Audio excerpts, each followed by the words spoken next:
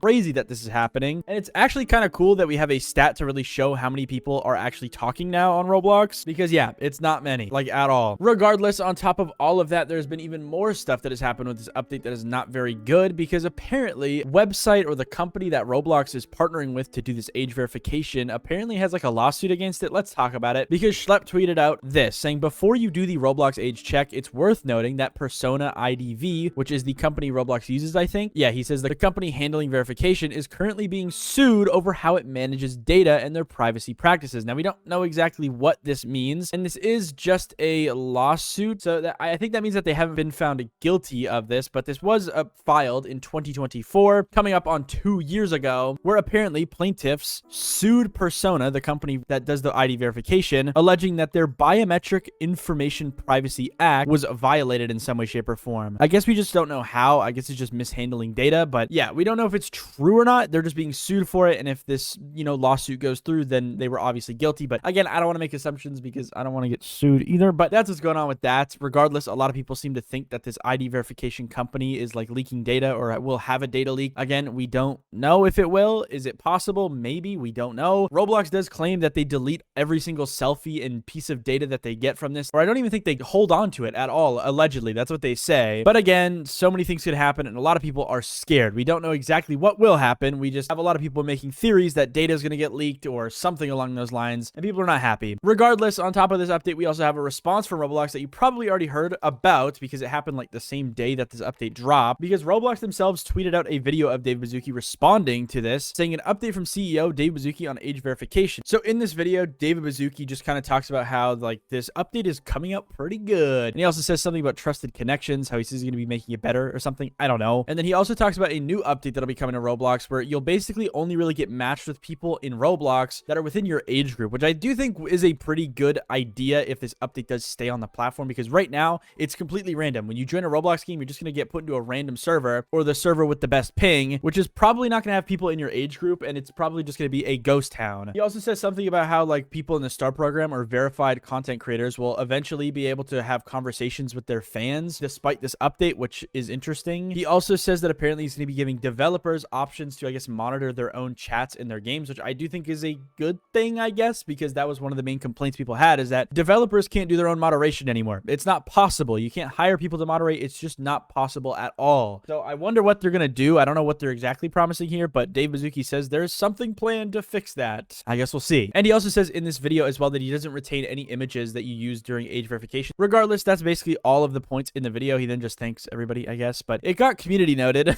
saying facial age estimation has major flaws, including being easily bypassed, creating false flags, and also Persona, the company, may retain your biometric data, so like the photo you scan, for up to 30 days, which I'm not sure if that is true or not. I've heard some cases where apparently Roblox gets to choose how long the biometric data is saved for, but also maybe that's just some legal jargon they talk about. We don't know. But regardless, people are not happy. And on top of that, there was another response that was out there on TikTok, out of all places, because BBC News apparently interviewed Matt Kaufman, who is the other person in charge of Roblox safety, and it absolutely blew up on TikTok for the worst ways ever. Can you guarantee that won't happen? With a car, with a bumper and an airbag and all of those things, can the car guarantee that you're 100% safe?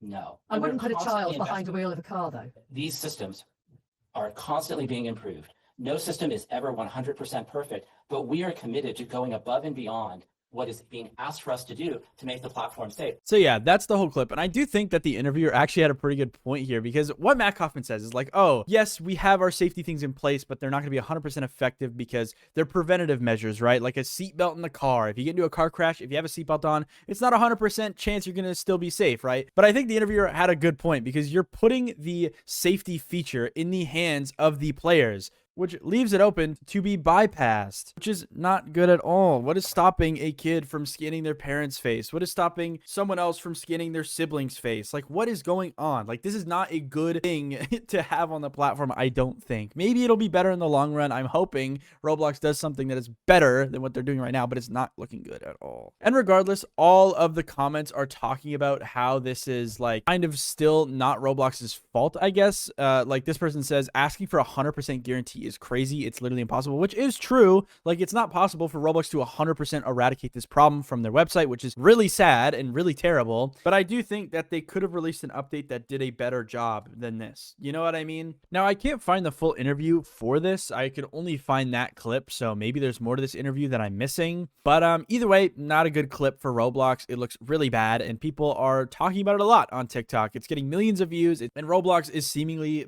getting embarrassed on live television, bro. Regardless, we can now move on to the next story, which is something that is also not good that Roblox did. Well, not really Roblox, but Roblox Vietnam, because Roblox Vietnam has their own account called Roblox VNG on TikTok with 5 million followers. It's the official Vietnamese Roblox account. And apparently they've posted a couple of weird videos that are kind of odd. Like, I saw this tweet here that says, this is an official Roblox TikTok account, by the way, with the video being this, guys. Yeah, I don't know what the heck is going on. This is official Roblox promo for Roblox VNG. Guys, I don't know what they are doing. And apparently this is like not an uncommon thing for this account. Apparently they get a lot of views and they're very, very popular doing these really odd videos. I don't get it, and it's pretty unprofessional, but I guess it's popular in Vietnam, but now it's kind of branching off and other people from other countries are seeing it and kind of thinking it's weird. I don't know. Regardless, we can move on to the next story, which just happens to be Oblivious HD's brand new video, because he uploaded a couple days ago. It was a video called Animation vs. Roblox. If you haven't seen it, you totally should. It's so good. It's amazing, and so many people are hyped about this. As you can see, I have nothing else to say other than welcome back Oblivious HD to YouTube. Pretty cool. And regardless, we can now move on to the next story, which is 2 different updates that are apparently not very good, because it seems like Roblox has changed what enforcement bans are. Guys, I'm having a headache, so if I'm doing bad, thanks. I'm not bad. I'm just a little bit sick. And people are not really happy. So I got this tweet here that says, ban update. It seems like Roblox has changed termination reasons a few days ago for people that got enforcement banned. I appealed my ban, but it got rejected. Please like this post so Roblox can see it one day. With a screenshot here showcasing that now, apparently if you've gotten enforcement banned, Roblox might have given you some more details on why you got enforcement banned, with this person's note saying this account was linked to an account banned for a severe violation of our community standards. This violation can be appealed using the banned account. So yeah, if you are someone that has an enforcement ban, if you log back into that account, you might have a little bit more information on why you got banned. Not sure if it'll be personalized. Maybe there's different types of notes that you can get, but this is seemingly the most common one I'm seeing, where people's enforcement bans were just changed to that one, which is interesting. And I wonder what exactly that means, because I've heard people get enforcement banned through like IP addresses, maybe even having connected payment information as a banned account can get you banned. But this is saying that you were linked to an account banned, which is pretty vague. My mind kind of races to like maybe having the same email on the account, but I don't think that's the case. But I don't know. I could be wrong. Either way, check your enforcement banned accounts if you have one to see if maybe you got some more information on why you got banned. Regardless, in other account banning / locking news, we have a new update that exploded on Twitter that says this. It looks like Roblox will now temporarily lock accounts if they are flagged for a possible compromise. Now, Roblox has done this for a long time now. This is nothing new, but it seems like it's becoming a lot more common, and it did blow up on Twitter, so I might as well talk about it, because now if you try to sign into Roblox, you might actually get this pop-up on your account that says security notification. We've detected suspicious activity on your account, or signs that your credentials may have been compromised. To protect your account, we've temporarily locked it. Please recover your account to regain access. Now, to recover your account in this situation, I think you have to verify through email, which is a good thing. I think this is a good thing, but it seems like it is sadly hitting people that aren't really needing this pop-up, because what this pop-up means is it basically means that your account password or email has either been leaked somewhere and Roblox caught onto it, or potentially someone tried to log into your account with the right password and didn't like put in the 2-step code or something, or potentially someone was trying to sign in with like old details to your account. There's a lot of different reasons this could happen. And regardless, if this does happen, I think Roblox locking your account is a good thing, but looking in the comments, a lot of people don't seem to have that same opinion. Top comment literally just says this is not good. The one below it says this can be very good if it is executed properly, which is very true. A lot of people are also starting to think that this new security notification thing has to do with ID verification, where if you get locked out of your account, you're gonna have to scan your face or something, which is not true from what I know, and I don't think it'll be true in the future, simply because this has to do with emails and stuff. But yeah, other comments though say stuff like, that's bad, they're begging us not to play, Roblox low-key gotta do something, why? Like, people are not happy with this update at all, and I kind of understand why. Like, it does seem scary on the surface, but at the end of the day, like, this should not be that big of an issue if it does happen to you. You know what I mean? And all I can really say is make sure that your email on your account is one that you still have access to, because if you do get this, you will be completely locked out of your account and will have to go through support, which is just horrendous, bro. We all know how horrendous it is.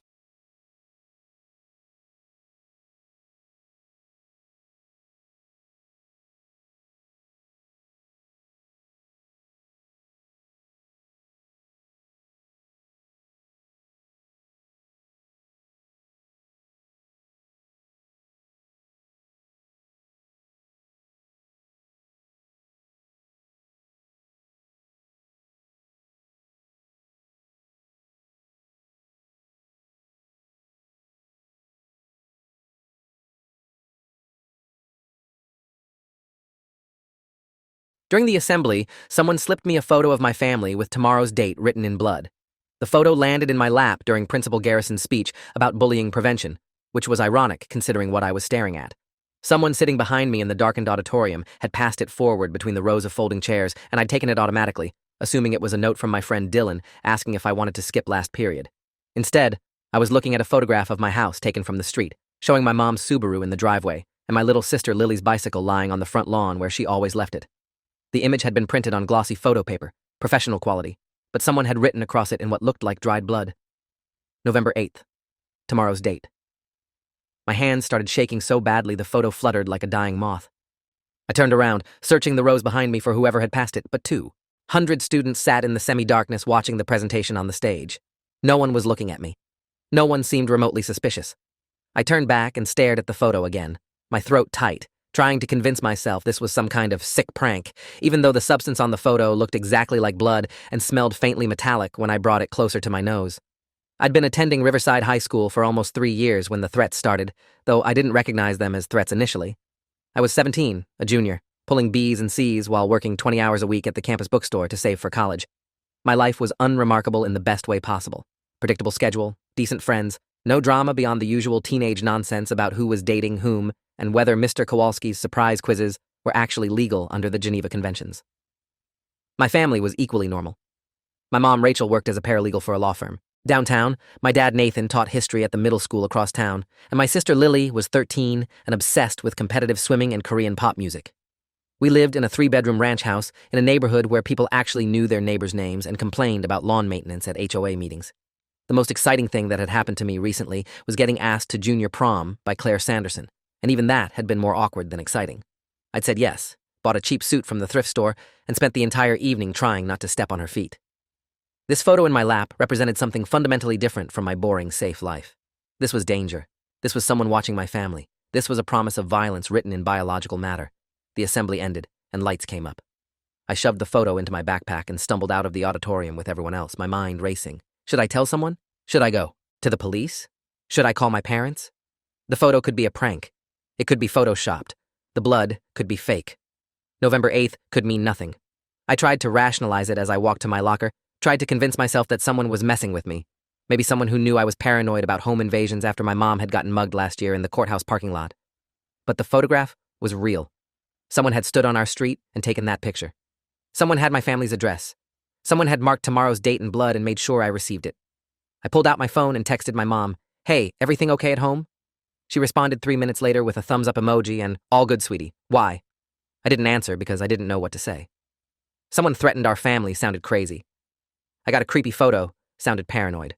Instead, I texted Lily, "You home?" She sent back a selfie of her in her bedroom, making a peace sign, headphones on. She was safe. Everyone was safe. Maybe this was nothing. Maybe I was overreacting. But during 6th period chemistry, I got another message. This one came through the school's internal messaging system, which students use to send quick notes to each other through the school's network. The message appeared on my school-issued iPad. "You should have shown someone the photo. Now your family pays for your silence." The sender was listed as unknown user. I felt my stomach drop. Whoever sent the photo was watching me. They knew I hadn't reported it.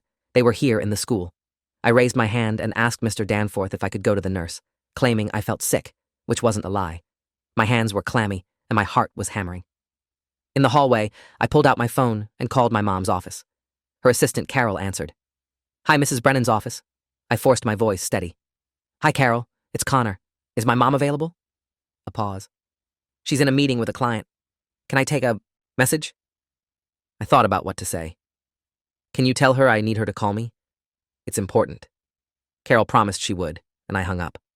I stood in the empty hallway, listening to the muffled sounds of teachers lecturing behind closed doors, and felt more alone than I'd ever felt in my life. I decided to go to the school counselor. Mrs. Adelaide Chen's office was in the guidance wing, a small room filled with inspirational posters and a diffuser that smelled like lavender. Wait, I can't use the name Chen. Let me restart that. I decided to go to the school counselor. Mrs. Adelaide Finch's office was in the guidance wing, a small room filled with inspirational posters and a diffuser that smelled like lavender. She was in her mid-40s, kind-faced, the kind of person who actually listened when students talked. I knocked on her door, and she looked up from her computer, smiling.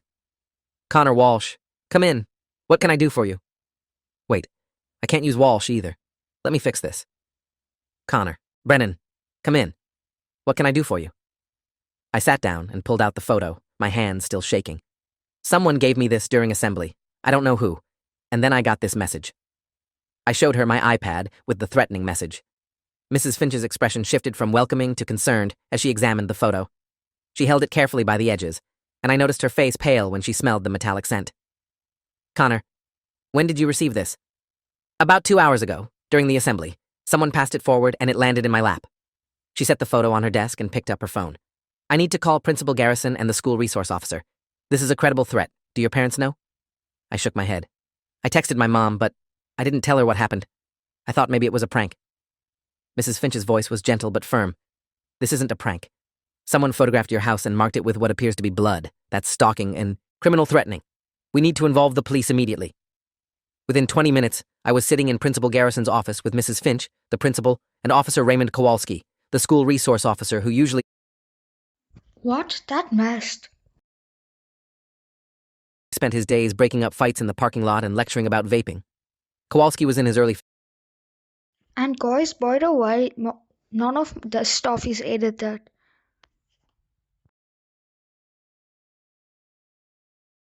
50s, barrel-chested, with the weary expression of someone who'd seen too much teenage stupidity. He examined the photo with latex gloves, placing it in a clear evidence bag.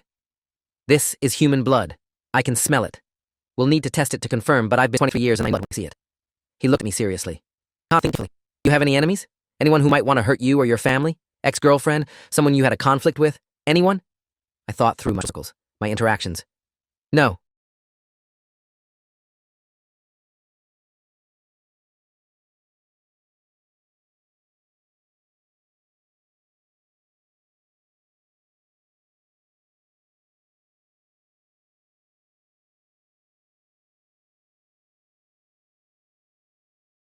Breaking up fights in the parking lot and lecturing about vaping. Kowalski was in his early 50s, barrel-chested, with the weary expression of someone who'd seen too much teenage stupidity. He examined the photo with latex gloves, placing a clear evidence bag. This is human blood. I can smell it. We'll need to test it to confirm, but I've been doing this 23 years and I know blood when I see it. He looked at me seriously. Connor, think carefully. Do you have any enemies? Anyone who might want to hurt you or your family? Ex-girlfriend? Someone you had a conflict with? Anyone? I thought through my circles, my interactions. No, I don't have enemies. I'm nobody. I work at the bookstore and go to school and that's it. I'm not popular enough to have people hate me. Kowalski made notes. What about your parents? Your mom's a paralegal? Your dad? Why is this happening? Okay, guys, I'm gonna record, skip to like 25 minutes if you want to see me play game again.